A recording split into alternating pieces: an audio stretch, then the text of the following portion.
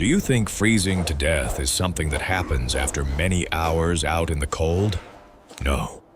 In a true blizzard, death can begin in just a few dozen minutes.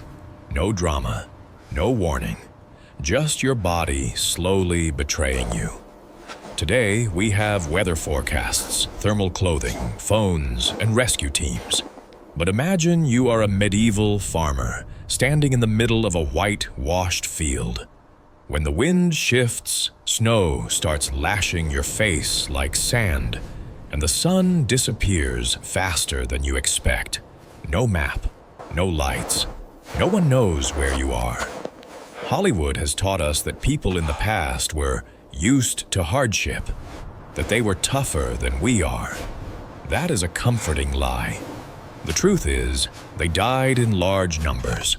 And precisely because of that death, those who survived were forced to learn how to react within. The few short minutes before the cold locked their limbs and numbed their reason. In that moment, there is no time to panic, no room for mistakes. You have only one choice. Stop moving and build the one thing that can block the wind, retain heat, and extend your life just a little longer. The most terrifying thing is not the falling snow, but the false sense of warmth that makes you want to sit down and sleep. And when you sleep, you never wake up. So how did those farmers, with bare hands and orally passed knowledge, manage to build emergency shelter in just a few minutes in the middle of a world trying to kill them every second? To understand why medieval farmers could survive blizzards, one must first accept a hard truth. Their real enemy was not snow. Snow was only the surface. What killed people was wind, moisture, and the speed at which the body lost heat faster than it could save itself. A cold wind blowing straight through rough wool clothing could strip away warmth in just minutes, turning final footsteps into meaningless movements. Medieval people did not know the concept of hypothermia, as we do today, but they understood very well the feeling when the cold began to bite into the bones, when hands no longer obeyed, and when every decision slowed by one dangerously late beat. They learned this not from books, but from what they witnessed throughout their lives.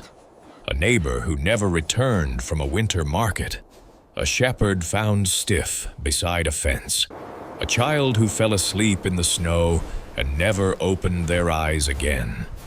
The survival knowledge of medieval farmers was carved into the collective memory through loss. And because of that, when faced with a blizzard, they did not react the way we often imagine. They did not panic and force themselves forward at all costs. They knew that pressing on into a headwind was often a death sentence delayed by only a few minutes. The typical situation was simple, but cruel. You are on your way home, perhaps only a few miles away. Snow begins to fall lightly, then thickens. The wind shifts, familiar landmarks disappear. The field becomes an endless, directionless plain. In such circumstances, the most important decision is not where to go, but when to stop.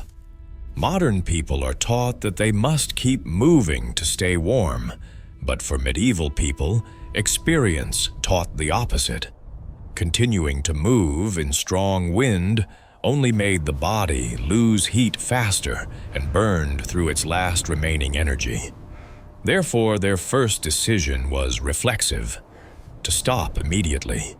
Not a high or beautiful place, but somewhere that could reduce the wind.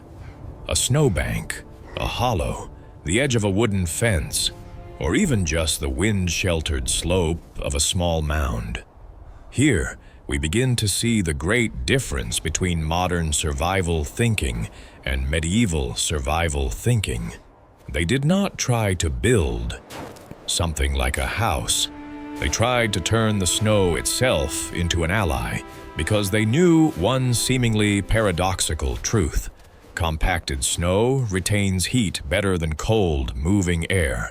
These farmers had no specialized tools, no multi-tools, no folding shovels, no tents. What they had were their hands, sometimes a piece of wood or a hoe, handle carried from the fields. But more important than anything else was their ability to read the environment. They watched how the snow moved to determine wind direction, felt where the cold struck their faces to know which side to avoid.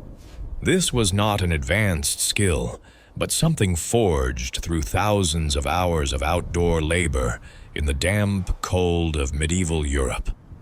At this moment, time began to turn into an invisible pressure. With every passing minute, fingers stiffened, sharp pain faded into numbness. But they understood that panic only made everything worse. Every action had to be short, energy efficient, and clearly purposeful. There was no room for unnecessary movement, no room for constantly changing one's mind. A wrong decision at this point was not just a mistake, but something that left no chance for correction. It was precisely here, once they had stopped and chosen a temporary shelter site, that the real struggle began. Because from that moment on, they were no longer running from death. They were trying to stretch time itself, minute by minute, while the blizzard outside grew ever more violent. When the farmer stopped in the middle of the blizzard, nothing slowed down. On the contrary, time began to run faster than ever. Their body entered a race whose finish line they could not see. Their hands began to stiffen, not all at once, but in a quiet, treacherous way. Movements that were once familiar became clumsy. A handful of snow slipped from their grip. A slight misstep threw off their balance. And each small deviation stole another portion of energy they did not have to spare. The first climax did not come from the outside world, but from the body itself, which was slowly losing control. They did not try to erect anything resembling a tent. That idea took too much time. Instead, they dug. They dug into the snow itself with bare hands, with trembling arms. Fresh snow was light and loose, but the deeper they dug, the more compact it became. At that depth, the wind could not penetrate. This was the second critical moment, when intuition ran against fear. Human instinct is to avoid snow, but medieval farmers knew that standing exposed to the wind would kill them far faster than crawling into the cold heart of the snow. However, digging in the wrong direction relative to the wind meant turning the shelter into a trap. Wind would funnel straight into the small cavity, stripping away heat in just a few breaths. The third climax emerged when they were forced to read the wind amid chaos. There was no compass, no reference points, only the sensation on the skin of the face, the direction of drifting snow, and the sound of wind screaming around the ears. A wrong decision here did not just waste effort, it cost precious time to fix, while the hands were already beginning to lose feeling. Many people died at this stage, not because it was too cold, but because they no longer had the ability to correct a mistake they had already made. When the temporary shelter cavity takes shape, a dangerous sensation appears. The temperature inside begins to stabilize. The wind is blocked. The body, after a long struggle, creates a deceptive illusion of comfort. This is the fourth climax, and also the deadliest trap. The false warmth whispers to the mind that everything is fine, that it would be enough to sit down for a moment, to rest for just a little while. Medieval farmers understood this very well. They had heard the stories, had seen others sit down in the snow with calm faces, only to never stand up again. Sleeping in this cold is not rest, it is surrender. But resisting drowsiness is not easy. The body demands rest, while reason knows that rest means the end. The next climax comes from breathing itself. Each exhale carries warmth away, but it also melts the surrounding snow. Water begins to drip, humidity rises, and damp cold is always more ruthless than dry cold. The shelter, the very thing that saved them, begins to turn against them if it is not controlled. They must open a small vent to release breath, but that opening becomes a path for the wind. Too small, and there is not enough air. Too large, and heat is lost. There is no precise formula, only trial and error within the boundaries of life and death. Climax piles upon climax as the space grows suffocating. The body needs oxygen, but cold oxygen brings cold with it. The mind begins to spin. Disordered thoughts appear. Some begin to deceive themselves into thinking the wind has eased, that they should step outside for just a moment to check. That is often the final decision, because once they leave the shelter, a body that has already lost most of its heat no longer has the strength to return. And then comes the final climax, terrifying in its stillness. The roar of the wind is no longer distinct, only a muffled sound echoing through layers of snow. No one is coming to rescue them. There is no miracle.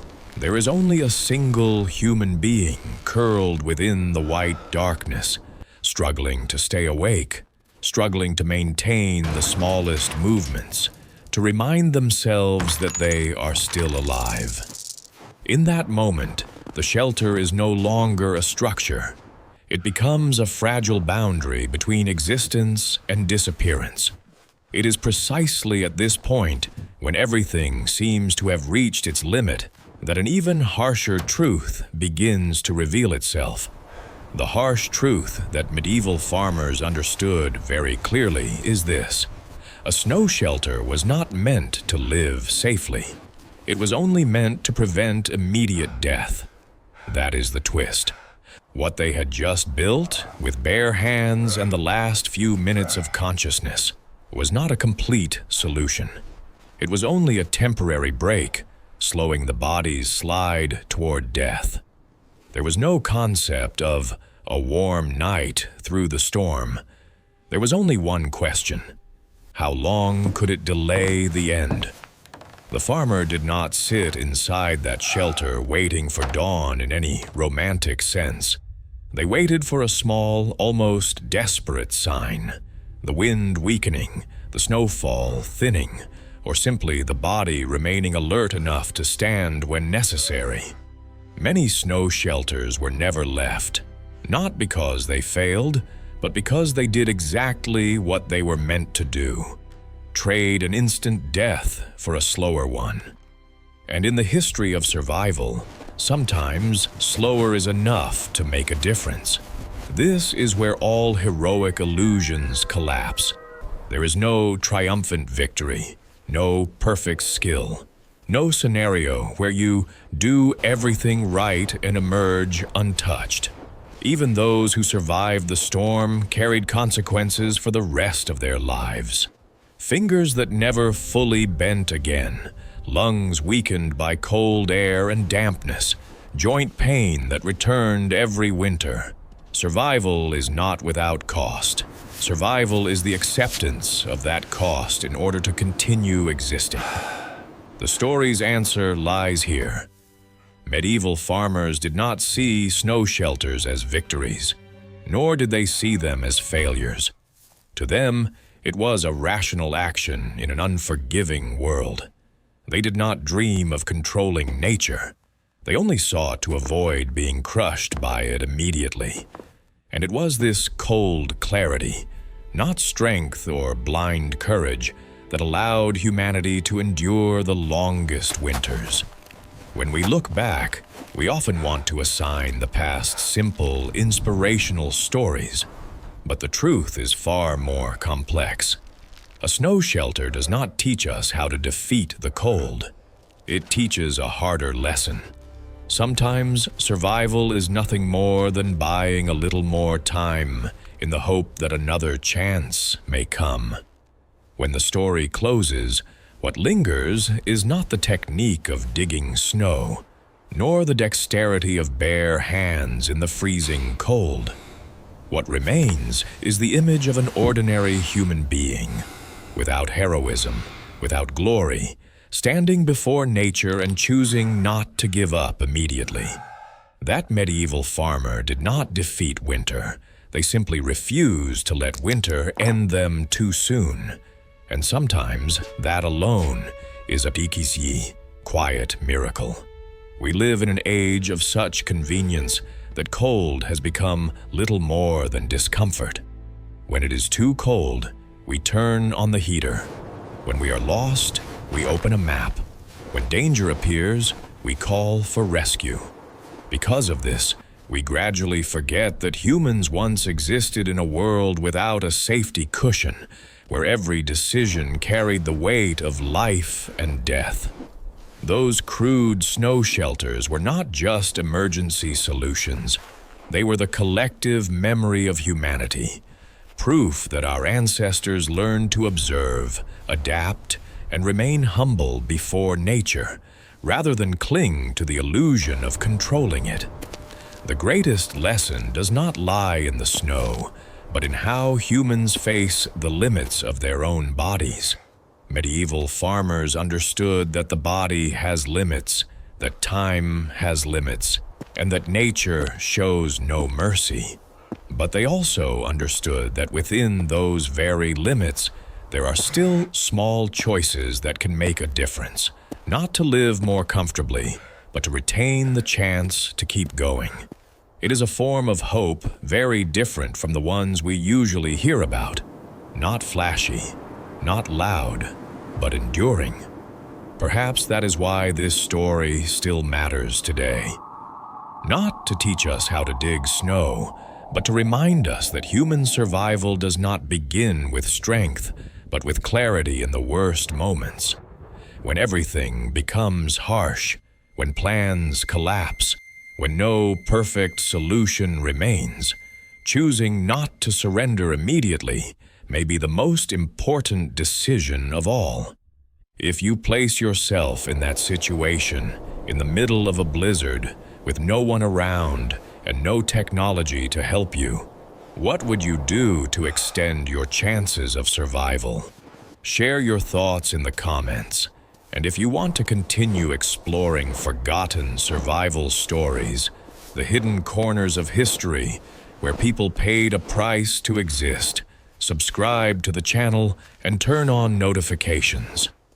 We will return to other brutal winters where life is always separated from death by a very small decision.